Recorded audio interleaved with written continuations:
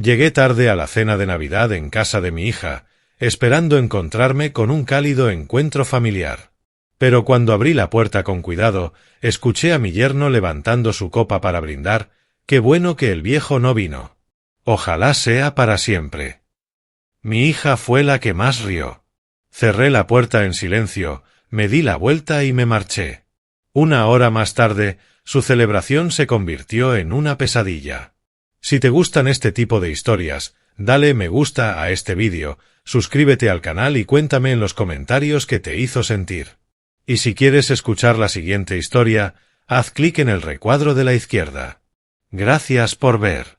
El tráfico en el puente de Threadwood era insoportable. Mis manos se aferraban al volante mientras la lluvia golpeaba el parabrisas. Cada gota explotaba como un pequeño estallido contra el vidrio. 40 minutos de retraso. El reloj del tablero brillaba con reproche, 7:47 de la tarde.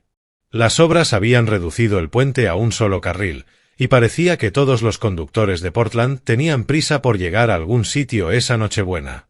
Miré el asiento trasero. Había 2 cajas envueltas con papel elegante y esquinas perfectas. La bufanda de cachemira para Jan me había costado $180 en Nordstrom. El bourbon para Clifford, un Pappy Van Winkle de 20 años, 220. Números que parecían razonables cuando pensaba en la familia, en las tradiciones, en hacer sentir orgullosa a Sarah, mi difunta esposa. A ella le habría gustado que siguiera intentando acercarme a nuestra hija. Han pasado 3 años desde que el cáncer se la llevó, y he estado haciendo lo que ella hubiera querido, cuidar de Jan. Las cuotas de la hipoteca, $2.400 cada mes, transferidas el día primero, tan puntuales como el amanecer. $86.400 en 3 años. La casa que ayudé a comprarles. El hogar que ayudé a construir. Por fin el tráfico se despejó. Crucé el puente acelerando, los neumáticos silbando sobre el pavimento mojado. El vecindario de Jan se veía perfecto. Cada casa decorada, luces cálidas filtrándose por las ventanas, muñecos de nieve inflables balanceándose en los jardines. Aparqué en la entrada, detrás de varios autos que no reconocí. Invitados, supuse. Ella había mencionado que tal vez vendrían algunos amigos. Me miré en el espejo retrovisor, acomodé el cuello de la camisa, pasé la mano por mi cabello gris. Presentable. Digno. Un padre llegando a cenar con su hija. Los regalos parecían más pesados al cargarlos por el camino hacia la puerta. Desde la ventana pude ver siluetas moviéndose, risas, copas levantadas. Mi dedo se detuvo un instante sobre el timbre, y luego se movió hacia el pomo. No hacía falta que me abrieran. Yo era familia. La puerta se abrió sin hacer ruido, bien engrasada. Di un paso al interior y me quedé inmóvil. La escena se formó ante mí en fragmentos. La mesa del comedor a la izquierda, 8 personas sentadas, copas de vino brillando con la luz de las velas, un pavó en el centro, guirnaldas en la chimenea. La vajilla de boda de Jan, la que había sido de Sarah, que yo mismo les había regalado. Las botellas de Malbec que había enviado el mes pasado, 3 vacías sobre el aparador. La mesa de comedor que ayudé a Jan a elegir en aquella tienda de Beaverton. Nadie me había visto. Todos miraban hacia el extremo de la mesa, donde Clifford levantaba su copa, el rostro enrojecido y alegre. Su voz resonó clara. Gracias a Dios que ese viejo no vino esta noche. Ojalá desaparezca para siempre. Tal vez por fin tuvimos suerte esta Navidad. Las palabras cayeron sobre mí como golpes físicos. Permanecí inmóvil, los regalos aún en las manos, como un fantasma presenciando su propio funeral. Alguien, un hombre que no conocía, gritó: «Por fin podemos respirar». Otra voz añadió: «El mejor regalo de Navidad». Entonces Jan rió. La risa de mi hija se elevó sobre todas las demás. Esa risa libre y natural que recordaba de su infancia, pero esta vez dirigida contra mí. No estaba incómoda. No me defendía. Apoyó la mano sobre la mesa, el rostro iluminado de diversión. Completamente relajada en su burla. Mi mano seguía en el pomo de la puerta. 3 segundos. 4.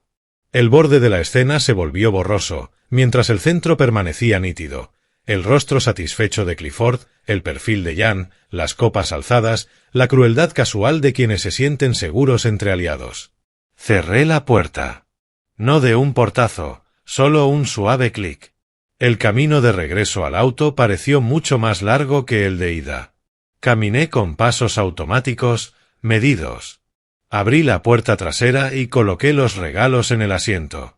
No los arrojé, no los rompí. Los dejé allí con precisión mecánica, la bufanda de cachemira, el bourbon caro. Números que ahora veía con otros ojos. Me senté en el asiento del conductor y no encendí el motor. La lluvia seguía cayendo, más suave, casi tierna. Las luces de Navidad parpadeaban en las ventanas de toda la calle, rojas, verdes, blancas, azules. Familias en su interior. Familias de verdad, quizás.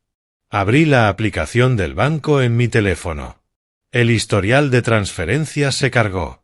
Pagos mensuales retrocediendo en el tiempo, todos de exactamente $2.400. Cada uno marcado como asistencia hipotecaria, diciembre, noviembre, octubre. Retrocediendo año tras año. Llegué al principio, diciembre de 2021, el primer pago. El mes después de que Sara muriera. Cuando Jan me llamó llorando por la amenaza de ejecución hipotecaria. Cuando ser un buen padre significaba ayudar, sin pensarlo. $86.400 en total. El número brillaba en la pantalla. Le tomé una captura, luego abrí mis contactos. Robert Kane respondió al segundo timbre. Robert, necesito verte mañana temprano. Todo ha cambiado. Empezó a hacerme una pregunta, pero lo interrumpí con calma. Mañana, a primera hora. Colgué y me quedé en silencio. 3 calles más abajo de la casa de Jan. No recordaba haber conducido hasta allí, pero ahí estaba, aparcado bajo una farola que bañaba todo en un tono ámbar. Los regalos seguían en el asiento trasero. La lluvia había cesado. En algún lugar, las campanas de una iglesia repicaban. Miré una vez más la pantalla del móvil antes de cerrarla. $86.400, repetí en voz alta dentro del coche vacío. No era una pregunta.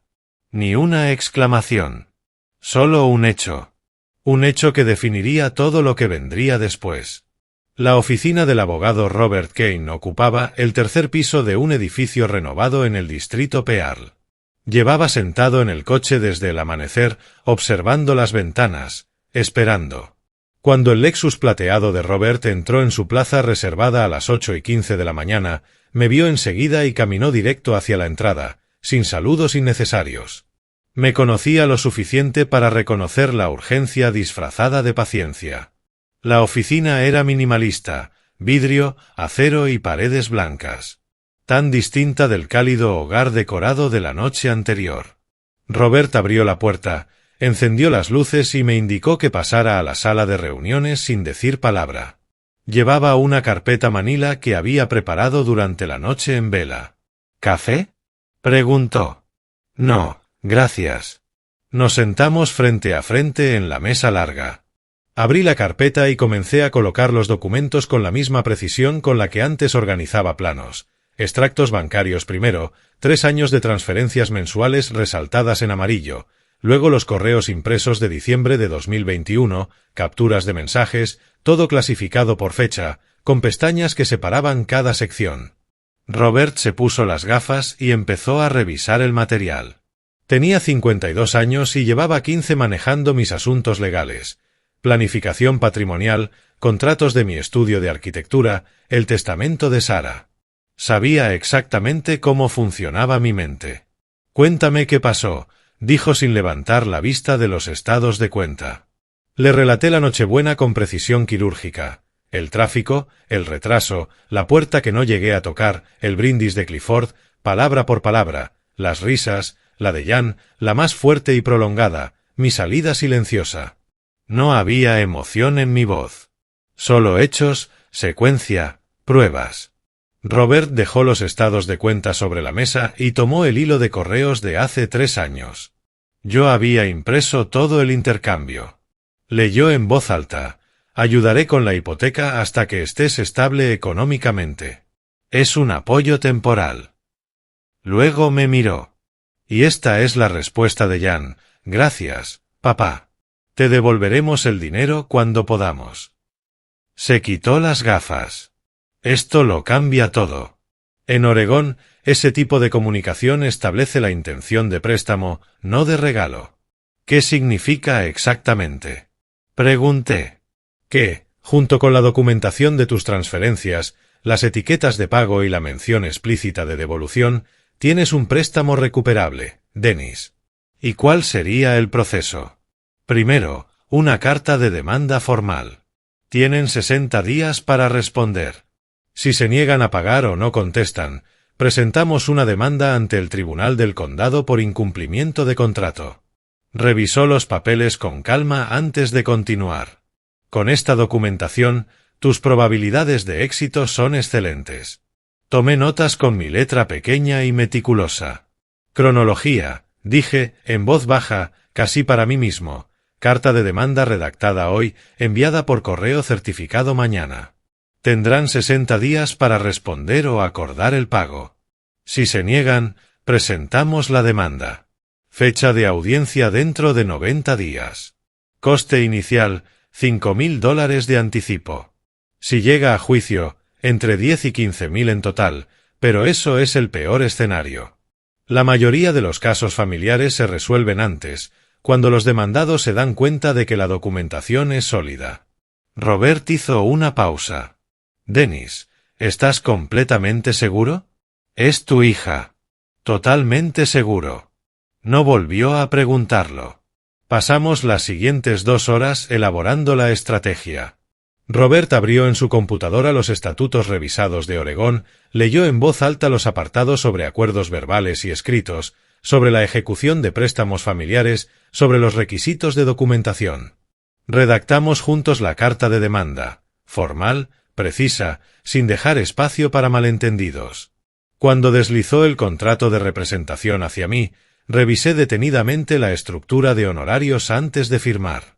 Mi firma fue firme. Extendí un cheque por $5,000 sin dudar. No era una inversión en venganza, sino en justicia. Tendré la carta lista para tu revisión esta tarde, dijo Robert mientras yo me ponía de pie. El correo certificado saldrá mañana por la mañana. Nos dimos la mano. Su apretón fue firme, profesional, sellando un pacto que ambos comprendíamos perfectamente. Conduje hasta una cafetería en el distrito de Alberta y me senté junto a la ventana durante 1 hora. El café se enfrió, intacto. Afuera, la gente seguía con sus rutinas normales después de Navidad, devolviendo regalos, usando tarjetas de regalo, viviendo vidas sencillas. Los observé mientras procesaba lo que acababa de poner en marcha. La hija que crié era ahora, oficialmente, la parte contraria en un procedimiento legal. La casa que ayudé a comprar se había convertido en garantía de una deuda. La familia que había protegido durante toda mi vida, ahora era la oposición. Conduje de regreso a casa mientras la luz de la tarde se desvanecía en el crepúsculo. Mi sala estaba exactamente igual que en los últimos 3 años. Los mismos muebles, las mismas fotografías sobre la repisa, el mismo silencio. Ese era el lugar donde Sara murió, donde las enfermeras de cuidados paliativos iban y venían, donde le sostuve la mano en sus últimas horas. También fue el lugar donde decidí ayudar a Jan con su hipoteca, porque eso es lo que hace un padre. El teléfono sonó a las 6:30 de la tarde. El nombre de Jan apareció en la pantalla. Dejé sonar 4 veces antes de responder. Cada tono aumentaría ligeramente su ansiedad. Una pequeña recalibración del equilibrio de poder. Hola, Jan. Papá, ¿por qué no viniste a cenar anoche? Estábamos preocupados. Clifford salió varias veces a mirar si habías tenido algún problema con el coche. Te guardamos un plato. ¿Cuándo puedes pasar por él? Su voz destilaba una dulzura falsa. Una manipulación con sabor a miel. No tenía idea de que yo había escuchado todo. Sus mentiras eran automáticas, ensayadas, refinadas con los años. Y yo había sido demasiado ciego para notarlo. Tenía asuntos que atender. Todo está bien. Silencio. Pude escuchar su confusión. Bueno, está bien. Pero sobre el plato, no lo necesito. Dónalo o tíralo. Una pausa más larga. Oh, de acuerdo. Bueno, estamos planeando la cena de Año Nuevo también. El mismo grupo, quizás algunas personas más. ¿Puedes venir? Tal vez alrededor de las 6. Tengo otros planes. Mantengamos el contacto por teléfono, de momento. Papá, ¿estás bien? Te noto diferente. Sí. Adiós, Jan. Colgué y dejé el teléfono sobre la mesa. Distancia profesional. Sin emoción. Sin explicaciones. Que se pregunte. Que se inquiete. La carta de demanda llegaría en 2 días y explicaría todo lo necesario. Me levanté y caminé hacia la repisa. Tomé la fotografía enmarcada de Sara. Fue el único momento en que mi compostura se quebró, en privado, donde nadie podía verlo. Lo siento, amor, dije mirando su imagen. Fui ciego. Dejé que nuestra hija se convirtiera en alguien que no reconocerías. Debí verlo antes, pero ahora lo veo con claridad. No era una pregunta. Ni una duda. Era una promesa. Dejé el retrato con cuidado, perfectamente alineado con los demás, y regresé a mi silla. En algún lugar del sureste de Portland, Jan probablemente estaba llamando a Clifford, confundida por el tono extraño de su padre. Hablarían de ello con una copa de vino, lo atribuirían al mal humor de la edad y seguirían con su noche. Tenían 2 días de paz antes de que llegara la carta certificada. 2 días antes de descubrir que $86.400 no desaparecen solo porque desees que el prestamista lo haga. El teléfono vibró sobre la mesita. El nombre de Jan se iluminó en la pantalla, y luego se apagó. 3 minutos después, volvió a sonar. Clifford esta vez. Luego Jan. Luego Clifford otra vez. La víspera de Año Nuevo me encontró sentado en mi sillón, observando la pantalla del teléfono alternar entre sus nombres una y otra vez. Afuera, los vecinos lanzaban fuegos artificiales, estallidos rápidos de rojo y dorado contra el cielo invernal. Celebraciones breves que se disolvían en humo. Había pasado la semana desde mi encuentro con Robert llevando una vida normal, haciendo la compra, leyendo, caminando por el vecindario, preparándome mentalmente para lo que vendría. La carta certificada se había enviado el 30 de diciembre, entrega en 2 días, firma requerida. Robert me había enviado la confirmación de seguimiento. El 2 de enero, el primer día hábil después del feriado, sería cuando llegaría. Y cuando ellos entenderían. El teléfono volvió a vibrar. 8 llamadas en 2 horas. Podía imaginarlos en alguna fiesta de Año Nuevo, saliendo entre copas para intentar llamarme, las voces subiendo de tono con cada intento fallido. ¿Seguirían riendo?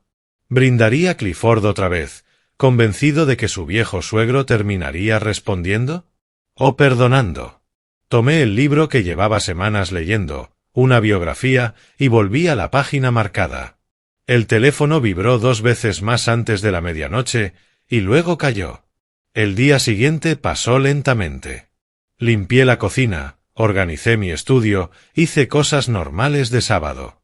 Al mediodía, la información de seguimiento se actualizó, en reparto.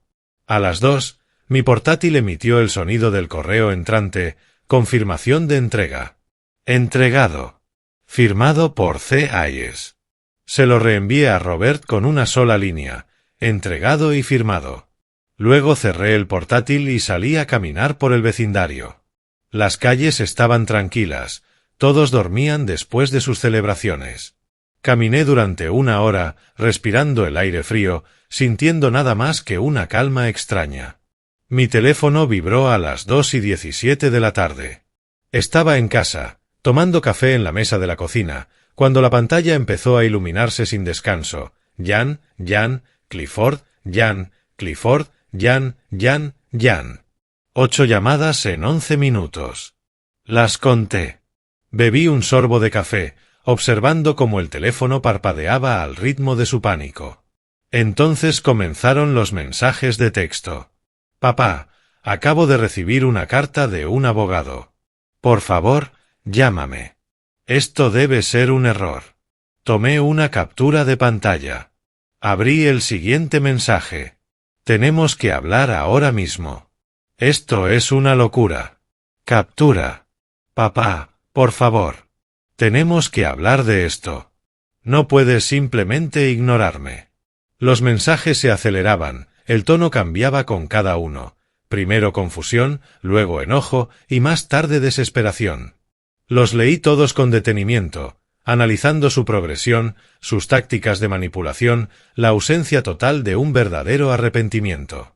Siempre centrados en mis acciones, nunca en las suyas. Esto es cruel. ¿Cómo puedes hacerle esto a tu propia hija después de todo lo que hemos pasado? Captura. Bien, haz lo que quieras. Pero estás destruyendo esta familia.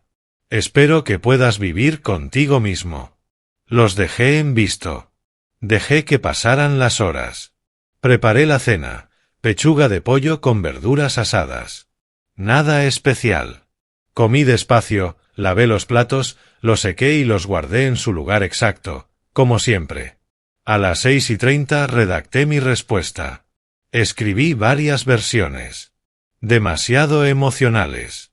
Demasiado largas. Demasiado explicativas.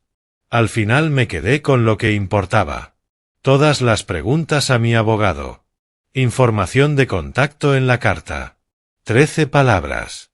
Presioné enviar y apagué el teléfono de inmediato. No necesitaba ver su respuesta. El mensaje era perfectamente claro, la relación que habían dado por sentada ya no existía. El padre al que habían ridiculizado ahora era el acreedor al que tendrían que enfrentar. Esa noche me quedé de pie en mi estudio, mirando la pared de fotografías familiares. Jan de niña sobre mis hombros en el zoológico. Su toga de graduación ladeada, su sonrisa nerviosa. Su boda. Yo caminando a su lado por el pasillo, mientras Sara se secaba las lágrimas con un pañuelo. Mi esposa aparecía en casi todas las fotos, sonriendo, radiante, orgullosa de la familia que habíamos construido. No quité las fotografías. Eran parte de la arquitectura de mi vida. El cimiento que había sido real, aunque la estructura que se levantó encima se hubiera derrumbado. Mañana empezaría el conteo legal de 60 días. Mañana empezarían a entender que hay cosas que, una vez rotas, no pueden repararse. Apagué la luz del estudio y me fui a la cama. A lo lejos, aún se escuchaban algunos fuegos artificiales tardíos. Año nuevo. Nueva realidad para todos. La oficina del abogado olía a alfombra vieja y a desesperación. Clifford estaba sentado frente a un hombre de unos 50 años, con una corbata manchada de café, que hojeaba los documentos con expresión cada vez más sombría. Habían pasado 5 días desde la llegada de la carta de demanda. Clifford los había pasado buscando en Google frases como cómo pelear un préstamo familiar y leyendo foros donde desconocidos contaban cómo habían evitado pagar sus deudas. Se había convencido de que mi caso era débil. Más tarde supe todo esto por Marcus, mi nieto, que seguía en contacto con ambos lados de la familia pese a la creciente distancia. Tenía 23 años, trabajaba en tecnología y poseía esa inteligencia aguda que le permitía ver a través de las apariencias. Escuchó la versión de su madre sobre la consulta legal y entendió lo suficiente como para saber que yo querría los detalles. El abogado de bajo presupuesto, dijo Marcus, tenía su oficina en un pequeño centro comercial, entre un salón de manicura y un servicio de impuestos. Revisó todo lo que Clifford llevó, el hilo de correos, los estados de cuenta bancarios que había incluido en la carta, las fechas, el lenguaje, la documentación sistemática. Entonces, ¿qué opina?, preguntó Clifford, esperando que el abogado confirmara su esperanza. El hombre suspiró. Señor Hayes, no voy a quitarle su dinero si no puedo ayudarlo. Su suegro tiene un caso sólido. Registros bancarios que muestran pagos consistentes de $2.400 etiquetados como préstamo o asistencia hipotecaria durante 3 años. Correos electrónicos que establecen intención de devolución. Oregón reconoce los acuerdos de préstamo verbales, especialmente con este nivel de documentación. Usted podría pelearlo, gastar miles en honorarios legales y aún así perder. Entonces debería pagar no solo el monto original, sino también las costas judiciales. Marcus me contó que el rostro de Clifford se puso rojo. Pero nunca pidió que le devolviéramos el dinero, dijo él. En 3 años, ni una sola vez. ¿No prueba eso que era un regalo? El abogado negó con la cabeza. En realidad, eso demuestra paciencia. O confianza. Ninguno de los dos anula la naturaleza del préstamo. El acuerdo inicial lo definía como apoyo temporal. Y su esposa reconoció la obligación de devolverlo. El tribunal lo verá como lo que es, un préstamo familiar que ahora se exige de vuelta. Sucede más a menudo de lo que cree. Clifford salió de aquella oficina y llamó a Jan desde el coche. Marcus escuchó su versión de la conversación más tarde esa noche. «Estamos jodidos», dijo Clifford. El viejo nos tendió una trampa. Tiene todo documentado, incluso ese correo que enviaste. ¿Qué correo?, preguntó Jan, su voz subiendo de tono, temblorosa. El que decía, te pagaremos cuando podamos. Hace 3 años. ¿No lo recuerdas? Silencio. Sí lo recordaba. Supe después que Jan tomó una decisión esa misma noche, me confrontaría en persona. Usaría las tácticas que siempre le habían funcionado, las lágrimas, el recuerdo de su madre, la manipulación emocional que había perfeccionado durante 35 años. Conocía mis rutinas. Sabía que hacía la compra en Trader Joe's cada 2 lunes, normalmente a media mañana. Había crecido a 10 minutos de mi casa, nunca se había mudado lejos. En las familias, ciertos patrones se convierten en conocimiento común. Llegué al aparcamiento a las 10:52 del segundo lunes después de Año Nuevo. El día estaba frío, con nubes grises que amenazaban lluvia. Aparqué en mi lugar habitual, cerca del área de los carritos, y estaba a medio camino de la entrada cuando Jan se plantó directamente frente a mí. Me detuve. No di un paso atrás. No le abrí espacio para una conversación larga. Solo me detuve. Bolsa de compras en una mano, llaves en la otra. Papá, por favor. Tenemos que hablar. Esto es una locura. Abogados, cartas legales, soy yo, tu hija. ¿No podemos sentarnos como familia y arreglar esto? Mamá no querría que pasara esto. Extendió una mano hacia mi brazo, pero no llegó a tocarme. Usar a Sara. El último recurso. La manipulación final. La que siempre había funcionado. Mi hija murió esa noche de Navidad, respondí con voz tranquila, sin dramatismo. El rostro de Jan se volvió blanco. ¿Qué? Papá, yo, no. Te escuché reír. Escuché el brindis de Clifford, deseando que hubiera desaparecido para siempre. Estaba en la puerta. Escuché todo. La bolsa colgaba de mi mano, un gesto cotidiano mientras pronunciaba las palabras que derrumbaban su realidad cuidadosamente construida. Fue una broma, papá. Solo eso. Clifford estaba borracho. Yo estaba, no queríamos decir. No me interesaban las excusas. 60 días, dije. Papá, por favor. No tenemos ese dinero. Lo sabes. ¿Qué se supone que hagamos? Entonces, el tribunal. Así funciona la ley. Di un paso al costado y continué hacia la entrada. Estás destruyendo nuestras vidas. Gritó. Me detuve, giré medio cuerpo hacia ella. No. Solo estoy cobrando lo que se me debe. Es distinto. Las puertas automáticas se abrieron. Entré sin mirar atrás. Detrás de mí, Jan quedó inmóvil en el estacionamiento. Una mujer con un carrito le preguntó si estaba bien. Escuché la pregunta mientras las puertas se cerraban. Jan no respondió. Caminó de vuelta a su coche, se sentó al volante, y solo entonces la realidad completa la golpeó. Su padre había estado allí, en la puerta, aquella Nochebuena. Había escuchado el brindis de Clifford, las risas, su risa, la más fuerte de todas. Cada llamada preocupada después, cada mensaje preguntando dónde estaba, cada muestra de falsa inquietud habían sido una mentira. Y él lo había sabido todo el tiempo. Él lo había sabido desde el principio. Marcus me contó después que Jan había apretado el volante con tanta fuerza que sus nudillos se pusieron blancos, y gritó. No era dolor, dijo él, era pura rabia. Rabia por haber sido descubierta. Rabia al darse cuenta de que ya no podía manipular a su padre. Rabia al comprender que 60 días significaban exactamente eso, y que el reloj seguía corriendo, le gustara o no. Terminé mis compras, espinacas, pollo, pan integral, las cosas ordinarias que conforman una vida. Pagué en la caja, guardé las bolsas en el coche y conduje de regreso a casa bajo una tarde gris. Esa noche revisé de nuevo mis registros financieros. No porque dudara de los números, sino porque verlos reforzaba la certeza de mi decisión. $86.400. 3 años sacrificando la comodidad de mi jubilación por personas que habían brindado deseando mi desaparición. Los números no mentían. Las risas tampoco. Quedaban 47 días. Pasaron 3 semanas.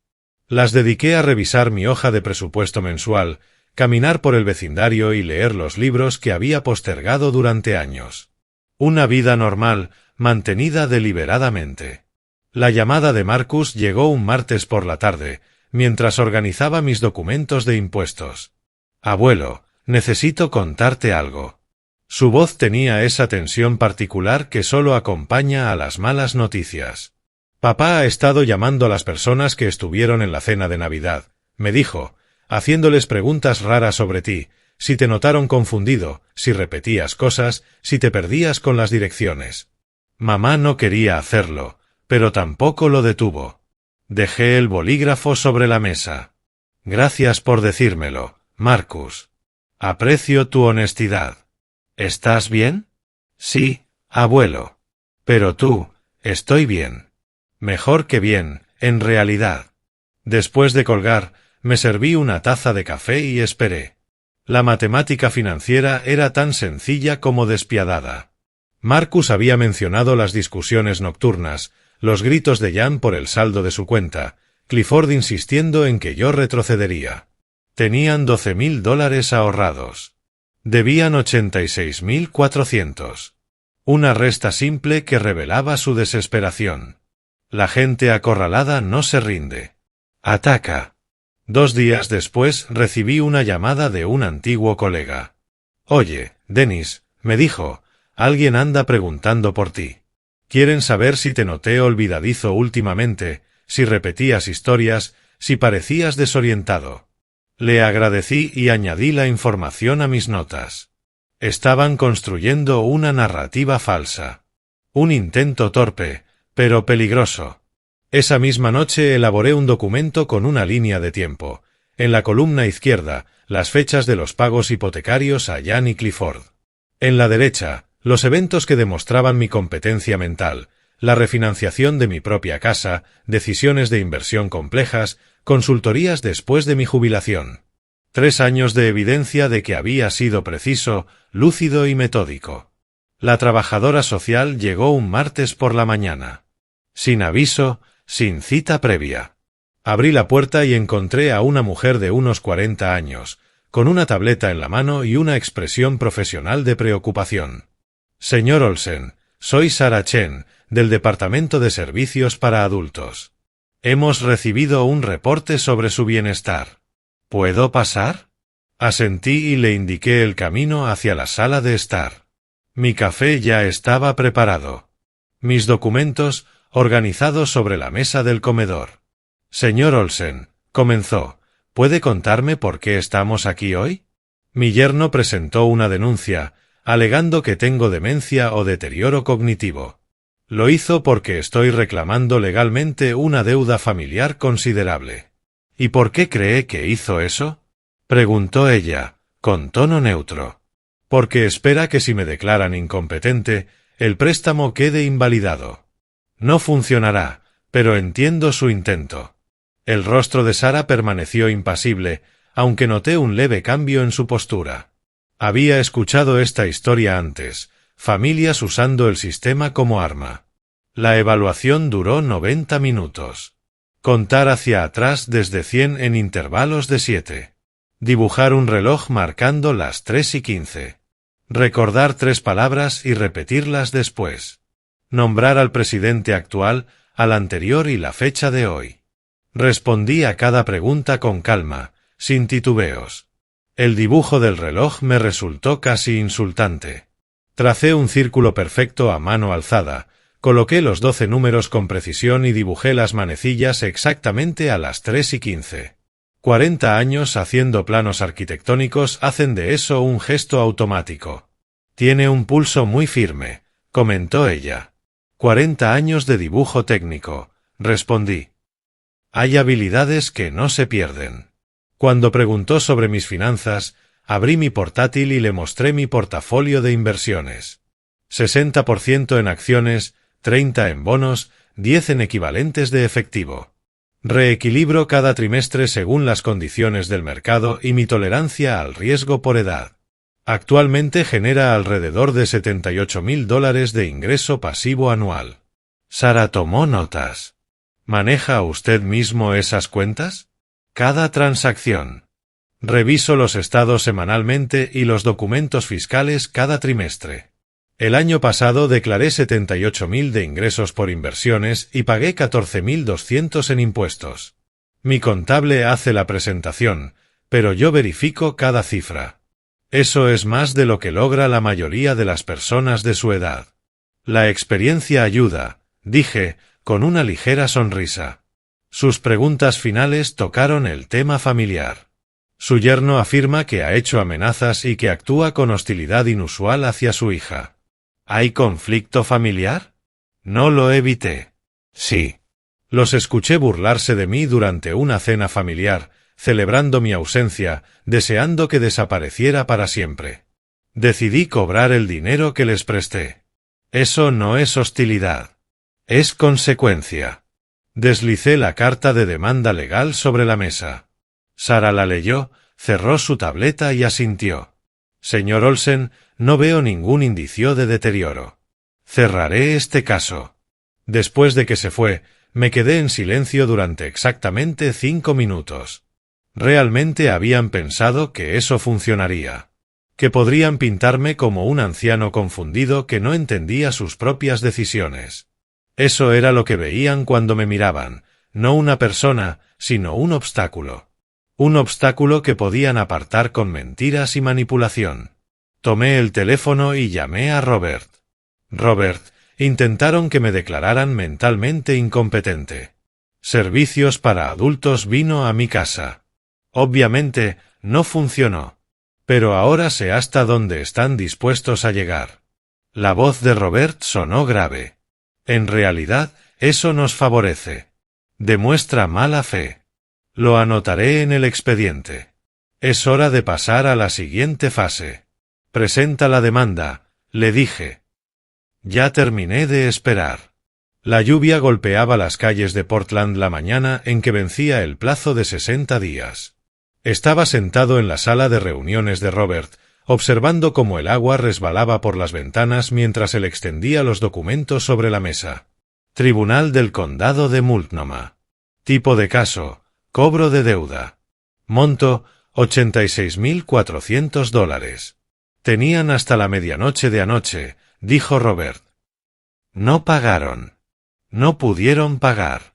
Mi asistente legal presentó la demanda electrónicamente a las 9 de esta mañana. Tocó el papel con el dedo. Ahora es oficial. Número de caso, 25CB04892. El juicio está programado para mediados de abril, aunque probablemente haya negociaciones antes. ¿Y si no hay acuerdo? Pregunté. Entonces iremos a juicio. Y ganaremos. De cualquier forma, recuperarás tu dinero. La única duda es cuántos honorarios adicionales quieren acumular peleando contra lo inevitable.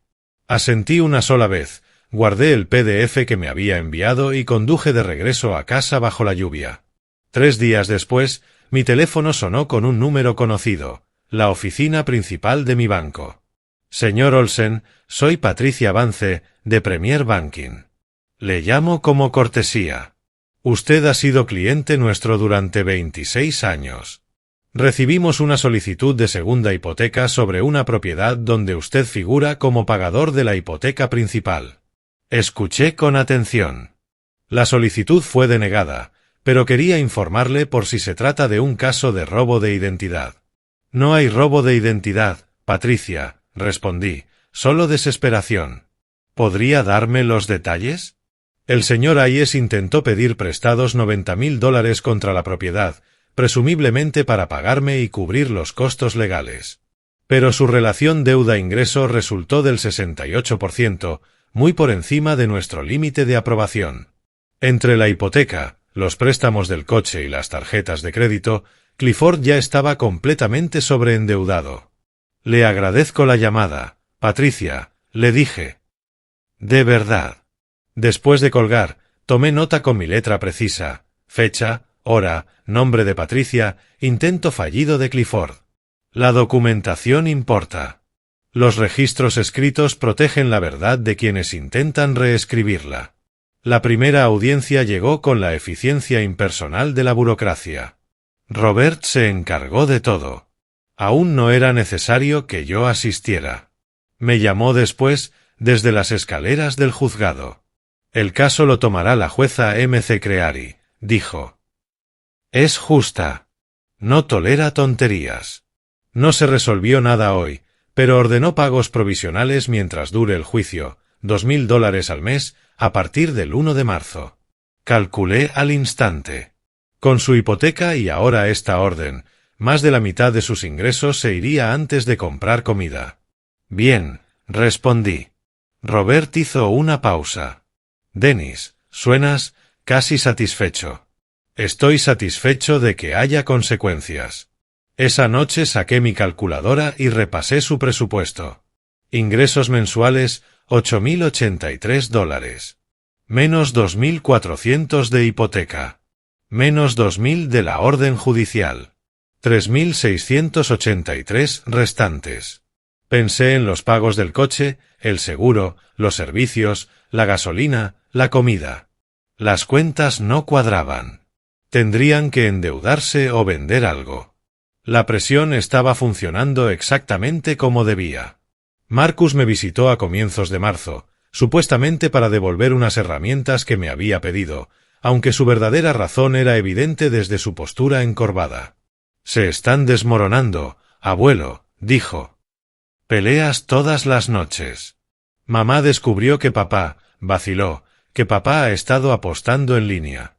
Perdió como $5,000 el último año. Por eso nunca tenían ahorros, ni siquiera con todo lo que tú pagabas de hipoteca. Una pieza más encajando en su sitio. Gracias por decírmelo, Marcus. Él me miró con seriedad. ¿Alguna vez te arrepientes de que haya llegado tan lejos? Cada día, respondí. Pero el arrepentimiento no lo convierte en algo incorrecto. Asintió despacio. Abuelo, sé que tienes tus razones, pero están pasándolo realmente mal. Mamá trabaja a dobles turnos. Papá ha pedido dinero prestado a todo el mundo. ¿No podrías arreglarlo de alguna manera? Lo miré a los ojos. Marcus, ¿alguna vez te conté exactamente lo que escuché aquella Navidad? Las palabras de tu padre. Negó con la cabeza. Se las repetí, palabra por palabra. El brindis. Las risas.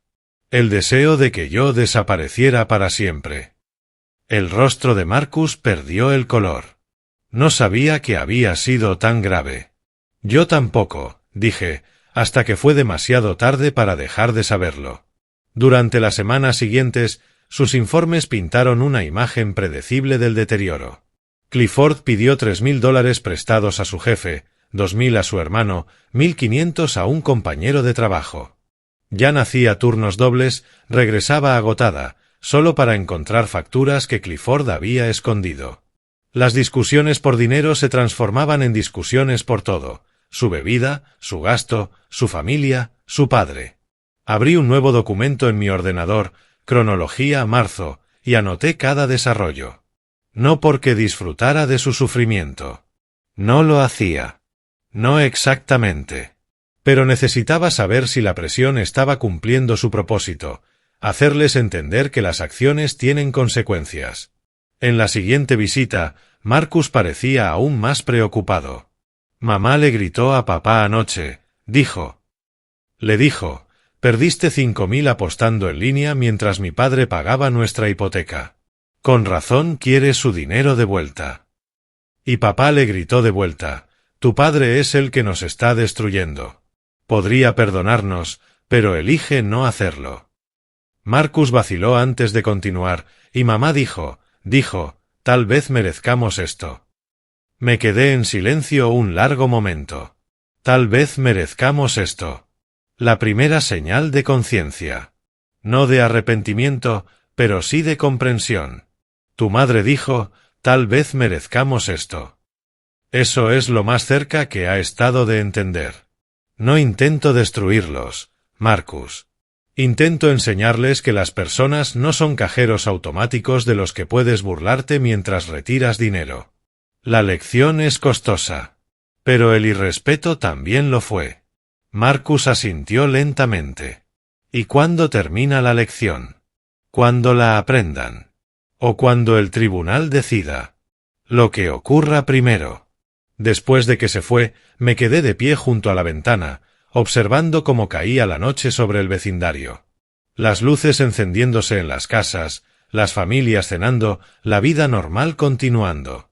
Mientras la mía se había convertido en esta extraña, metódica persecución de justicia. El juicio estaba a 6 semanas. 42 días. Y contando.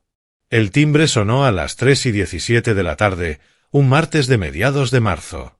Estaba en el garaje construyendo una estantería para Marcus. Medir, cortar, lijar. El juicio estaba exactamente a un mes. A través de Marcus sabía que Jan y Clifford estaban en caída libre.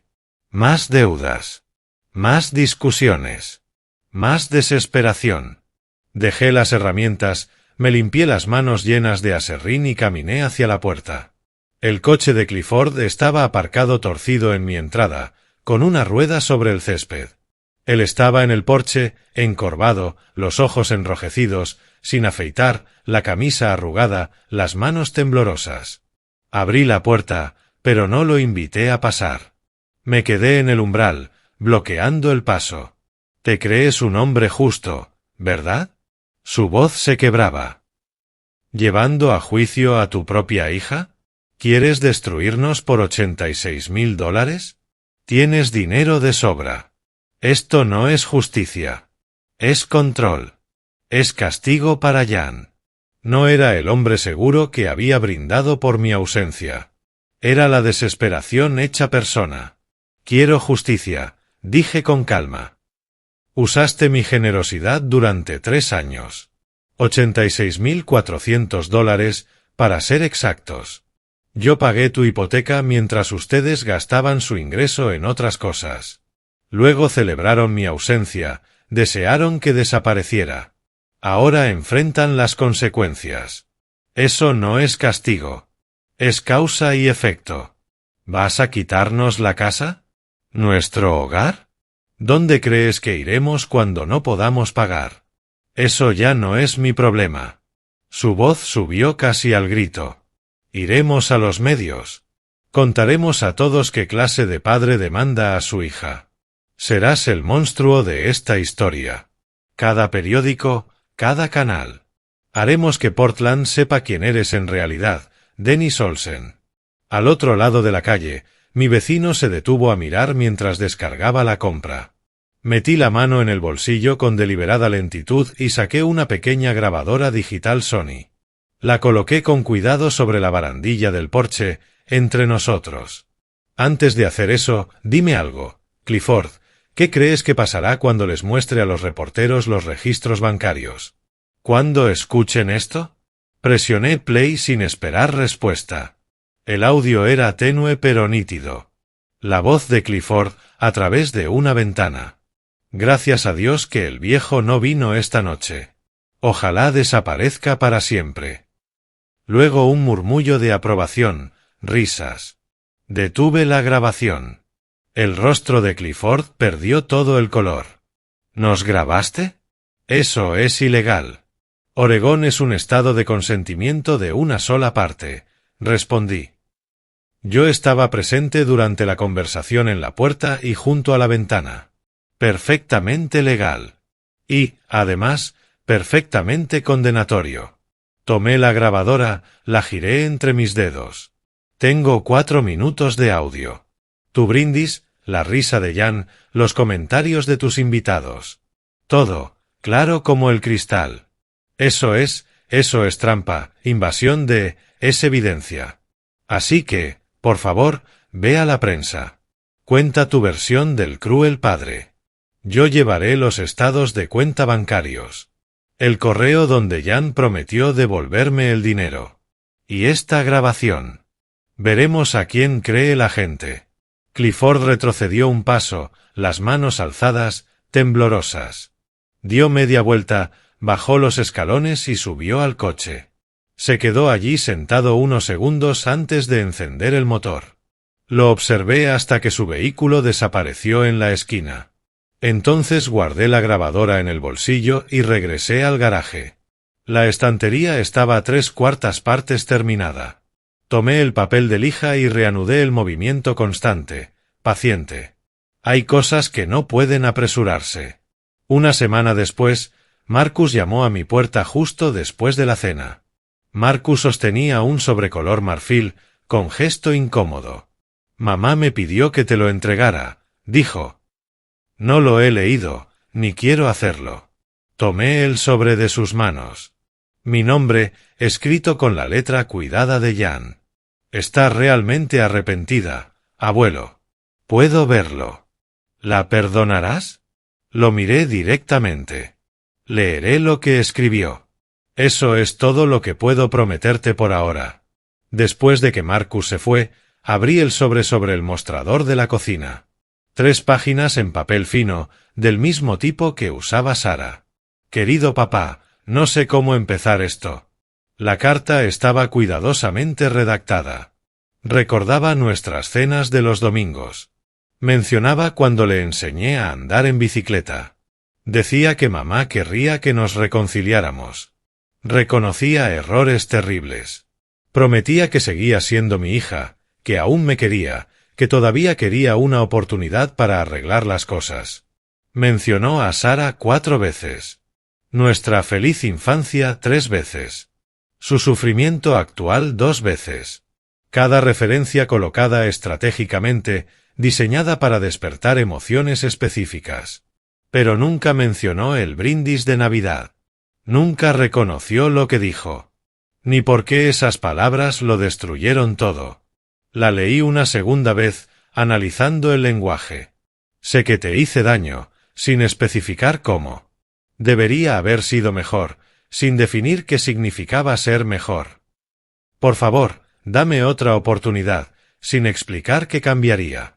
En la tercera lectura busqué lo que no estaba dicho. Ninguna explicación de la risa, ninguna alusión a la burla, ninguna muestra de comprensión sobre por qué celebrar mi ausencia fue el punto de quiebre. No se disculpaba por lo que hizo, sino por haber sido descubierta. Doblé la carta siguiendo sus pliegues originales, la deslicé en una carpeta manila rotulada Legal JNC, la archivé alfabéticamente. No escribí respuesta. No llamé. No reconocí haberla recibido. El silencio también comunica.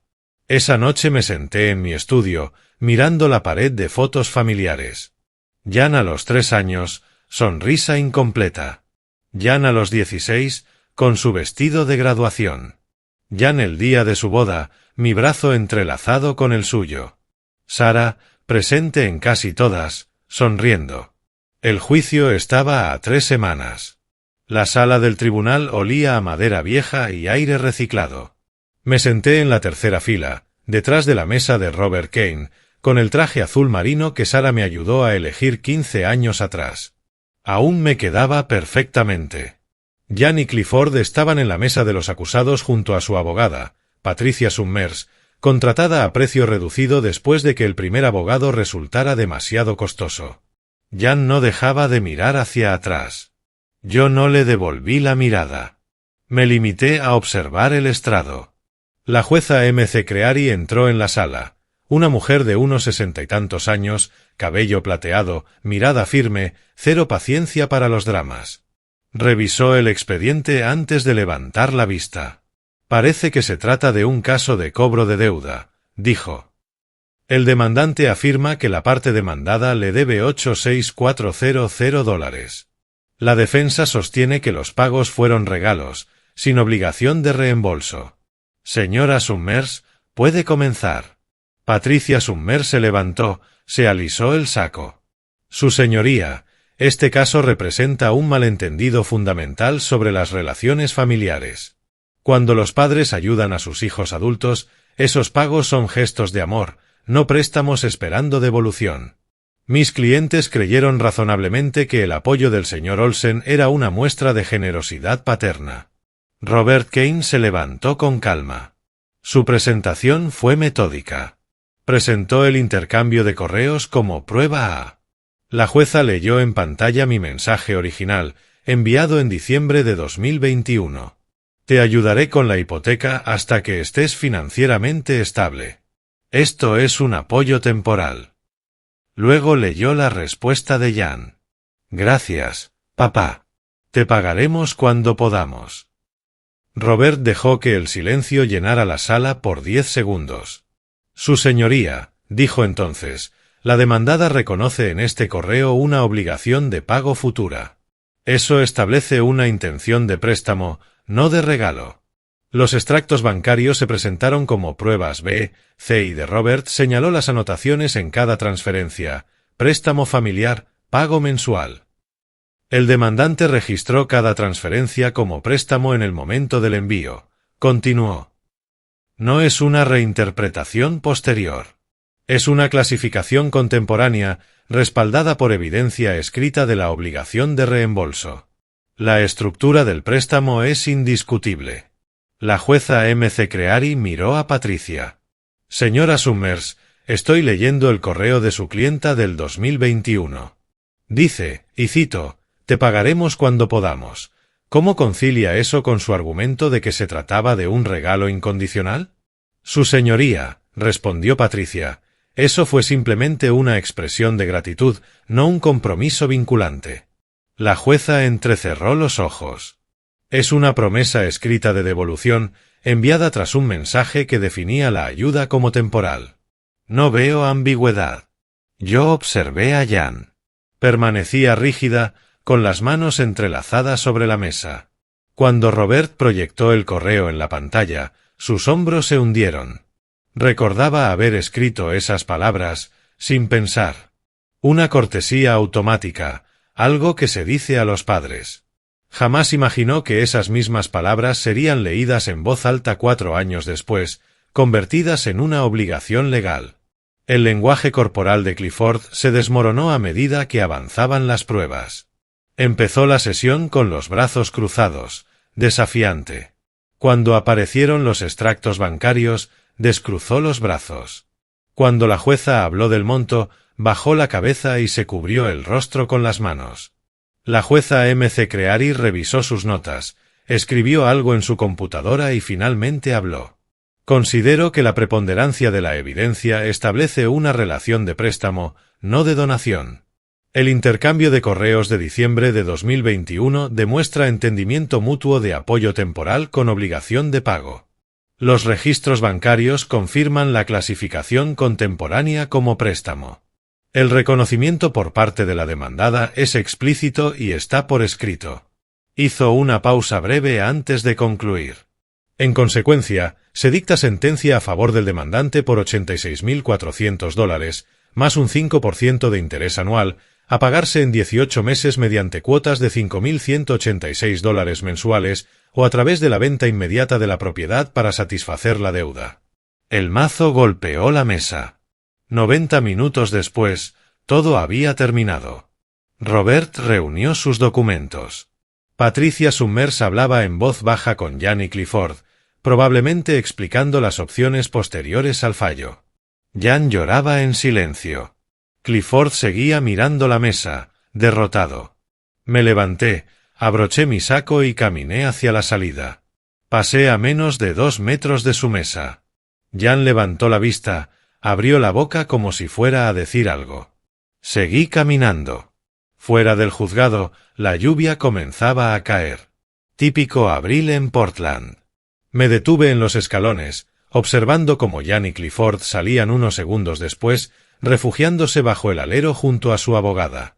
La voz de Clifford se elevó sobre el ruido de la lluvia. Tu padre es un monstruo. Esto es lo que quería. Destruirnos por completo. 5.000 al mes. Ni siquiera podemos pagar la mitad. Él lo sabe. Es crueldad disfrazada de justicia. Lo escuché claramente. No me volví. Monstruo. No. Los monstruos atacan a los inocentes. Yo estoy cobrando una deuda a quienes celebraron mi desaparición. Me llamaron el viejo y desearon que desapareciera para siempre. No soy un monstruo. Soy alguien que dejó de aceptar el irrespeto disfrazado de familia. Hay una diferencia. Y la aprenderán en los próximos 18 meses. Caminé hacia mi coche sin mirar atrás, dejando que la lluvia manchara mi chaqueta. El primer pago ordenado por el tribunal llegó el 3 de mayo, con 2 días de retraso, pero llegó. Esa mañana revisé mi cuenta bancaria y lo anoté en mi hoja de cálculo. $5.186. Robert ya me había advertido por teléfono. El primer pago viene del miedo y del dinero prestado. De alguna forma lo reunirán. Pero el segundo, ahí es donde empieza la realidad. Ese es el momento en que verás quiénes son en verdad. Llegó el 1 de junio. Nada. El 5 de junio.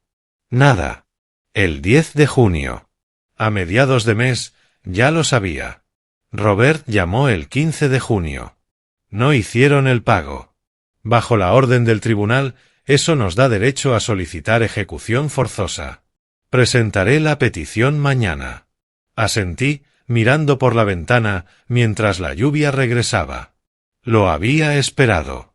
Y ahora, simplemente, había llegado el momento. Aún así, escuchar las palabras lo hizo real. Había comenzado el final del juego. Hazlo, le dije a Robert por teléfono. Esto obligará a vender la casa. ¿Estás preparado para eso? Preguntó. Lo estoy desde Navidad. Las semanas siguientes trajeron noticias fragmentadas, casi siempre a través de Marcus. En cada visita, parecía más agotado, atrapado entre 2 frentes familiares en guerra, intentando mantener la relación con ambos mientras veía cómo todo se desmoronaba. A finales de junio, Clifford perdió su empleo. Llegó tarde 3 veces en una semana, me contó Marcus. Discutió a gritos con su supervisor por las comisiones. Lo despidieron en el acto. Ahora hace repartos de comida con DoorDash. Gana unos 30.000 al año, en lugar de los 55 que ganaba antes. Asimilé la información y la archivé mentalmente junto a los demás datos que registraban su caída progresiva. Papá se está desmoronando, abuelo. Vive en un apartamento casi vacío, come comida rápida todos los días. Mamá no está mucho mejor, trabaja turnos dobles y cuando llega a casa solo se queda mirando las paredes. ¿No te sientes mal por todo esto? Me preguntó en voz baja. Cada día, respondí sinceramente.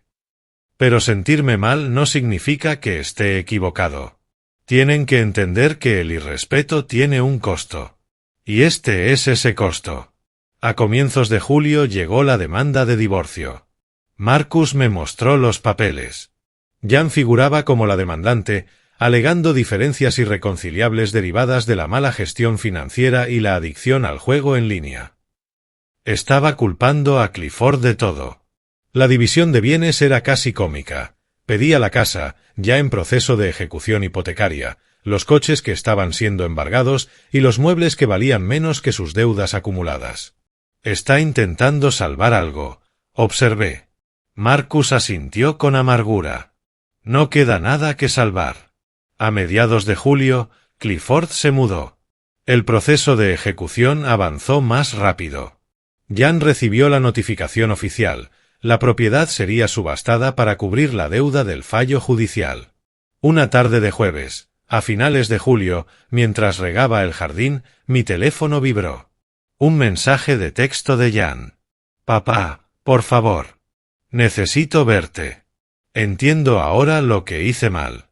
Te lo ruego, detén la ejecución. No tengo a dónde ir. Por favor. Me quedé mirando el mensaje durante un minuto entero. Podía ignorarlo. Probablemente debía hacerlo. Pero algo en mí necesitaba escuchar lo que creía haber comprendido. Necesitaba saber si 9 meses de consecuencias le habían enseñado algo más que miedo. Respondí. Stumptown Coffee. Mañana, 2 de la tarde. Llegué 10 minutos antes. Pedí un café negro y elegí una mesa junto a la ventana, lo suficientemente privada para hablar, pero visible para evitar dramatismos. Controlar el entorno siempre importa en cualquier confrontación. Jan llegó poco después. Parecía más pequeña, más frágil. El cabello encanecido sin teñir, la ropa de temporadas pasadas. Empezó a hablar antes de que siquiera me sentara. Las palabras salían atropelladas, sin pausa. Sé que te fallé. Sé que lo que dijimos en Navidad fue horrible. He perdido todo, mi matrimonio, mi casa, mi seguridad. ¿No he sido castigada ya lo suficiente? ¿No puedes perdonarme? Soy tu hija. ¿Eso no significa nada? Removí el café lentamente, dejándola hablar durante 3 minutos enteros. Pasó por todos los argumentos posibles, que estaba arrepentida, que había aprendido la lección, que estaba sufriendo, que yo debía mostrar compasión. La observé con atención todo el tiempo, buscando remordimiento genuino frente a culpa fingida. Vi sobre todo miedo y desesperación. Las palabras eran correctas, pero el entendimiento no. Cuando por fin guardó silencio, tomé un sorbo de café antes de responder. Dejé que el silencio pesara. ¿Crees que esto es un castigo? Pregunté al fin. No lo es. Son consecuencias. Y todavía no entiendes la diferencia. Sí la entiendo, dijo con urgencia. Entiendo el respeto ahora, la gratitud, todo eso. Solo detén la ejecución y te lo demostraré. Negué lentamente. Dices entenderlo porque estás perdiendo, no porque realmente lo hayas aprendido. Eso no es crecimiento, Jan. Es miedo disfrazado de sabiduría. Entonces, ¿qué te haría detenerte? Nada. El proceso legal está en marcha. Las consecuencias no se detienen solo porque se vuelven incómodas. Ese es precisamente el punto de las consecuencias. Dejé la taza sobre el plato con cuidado y la miré directamente a los ojos. Me preguntaste qué era lo que no habías comprendido. Aquí está. Aprendiste el precio de la codicia, perder tu casa, tu matrimonio, tu comodidad. Pero no has aprendido el valor del respeto, de la gratitud o del amor genuino. Esas cosas no se aprenden solo a través de la pérdida. Tienen que elegirse. Lloras porque perdiste algo. Continué, no porque entiendas por qué lo perdiste. Esa es la diferencia fundamental. Me levanté, abroché mi chaqueta. Adiós, Jan. Papá, por favor. Te lo ruego. Gritó mientras yo me dirigía a la puerta. Seguí caminando hasta el coche. Lo abrí, me senté, encendí el motor. A través del cristal la vi todavía allí, sentada, la cabeza entre las manos. Sentí algo. No exactamente lástima. No exactamente satisfacción. Solo la certeza de que la lección estaba siendo impartida, aunque ella aún no estuviera lista para aprenderla. Conduje sin mirar atrás, dejando que el café y todo lo que representaba esa conversación desapareciera en el retrovisor. La casa se vendió el 12 de agosto por $485.000. 3 días después, estaba sentado en la oficina de Robert, revisando los documentos finales en su computadora portátil. La distribución era fría y precisa. Saldo hipotecario, $398.000. Mi sentencia con intereses, $92.487. Costas judiciales, $8.500. Comisión inmobiliaria, $29.000. Jan recibiría el remanente, $5.652. Todo está en orden, dijo Robert. La deuda está saldada. Vuelves a estar completo, al menos financieramente hablando. Firmé el acuse. Él deslizó el cheque hacia mí. Nunca estuve incompleto en lo financiero, dije guardando el cheque en el bolsillo interior de la chaqueta. Esto nunca se trató de dinero. Robert asintió. Lo sé. Pero legalmente, la resolución se mide en dólares. Emocionalmente, eso es territorio tuyo. Conduje a casa pensando en esa palabra, resolución. 3 años de pagos. 9 meses de proceso legal. Reducidos a un rectángulo de papel descansando contra mi pecho. La justicia no siempre es satisfactoria. Pero sí es necesaria. Marcus apareció una semana después. Nos sentamos en el porche trasero, con té helado. El mismo porche donde me senté la mañana de Navidad, antes de que todo cambiara. Había preparado el lugar con anticipación, barrí las hojas, limpié la mesa, saqué los vasos buenos de mi esposa. ¿Conseguiste lo que querías?, preguntó Marcus sin rodeos. Me tomé un momento para pensarlo. Quería que entendieran que las personas no son recursos que se usan y se desechan. Quería que hubiera consecuencias por el irrespeto y la manipulación. Hizo una pausa. ¿Y lo lograste? Asentí despacio. Parcialmente. Ahora entienden las consecuencias. Si han aprendido respeto o no, aún está por verse. Mamá trabaja ahora en 2 empleos, me contó Marcus. Papá se declaró en bancarrota. Su matrimonio terminó. ¿Valió la pena?, preguntó después. ¿Toda la batalla legal, la destrucción familiar, todo esto? El costo fue alto, admití. Pero la alternativa, aceptar el irrespeto, dejarles creer que la crueldad no tiene consecuencias. Ese costo era mayor. No en dinero, sino en dignidad. Le expliqué algo que él aún no sabía. No se estaban riendo de un chiste. Estaban celebrando la posibilidad de que yo desapareciera, esperando heredar sin el inconveniente de mi existencia. Eso no es amor familiar, Marcus. Eso es planificación financiera disfrazada de afecto. Marcus asintió lentamente. Es duro. No, le respondí. Es honesto. Lo duro sería disfrutar su sufrimiento. Y no lo hago. Pero tampoco voy a fingir que aprendió lecciones que aún no ha aprendido. Una semana después, estaba sentado en la oficina de mi abogado de sucesiones, un especialista en testamentos y herencias. Llevaba conmigo una lista mecanografiada de organizaciones que había investigado, fundaciones que ayudan a ancianos aislados, programas contra el abuso a mayores, servicios de comida para personas mayores confinadas en sus hogares. 70% de mi patrimonio para estas organizaciones benéficas, le indiqué. 20% para mi nieto, Marcus. Y 10% para mi hija, Jan, condicional a que complete un programa de educación financiera y cumpla 200 horas de voluntariado dentro de los 2 años posteriores a mi fallecimiento. El abogado levantó la vista de sus notas. ¿Está completamente seguro de esas condiciones? Totalmente seguro. Esto no es una trampa, es una elección. La educación financiera enseña el valor del dinero. El voluntariado enseña el valor de las personas. Si aprende ambas cosas, se habrá ganado la herencia. Si no, demostrará que no ha cambiado, y el dinero irá a beneficencia. La elección será suya, completamente. Esa noche se lo expliqué a Marcus durante la cena. Él lo procesó en silencio, y luego dijo: «Aun después de todo, sigues dándole una oportunidad». «Soy su padre», respondí. «Puedo imponer consecuencias sin perder la esperanza de crecimiento. Una cosa no excluye a la otra.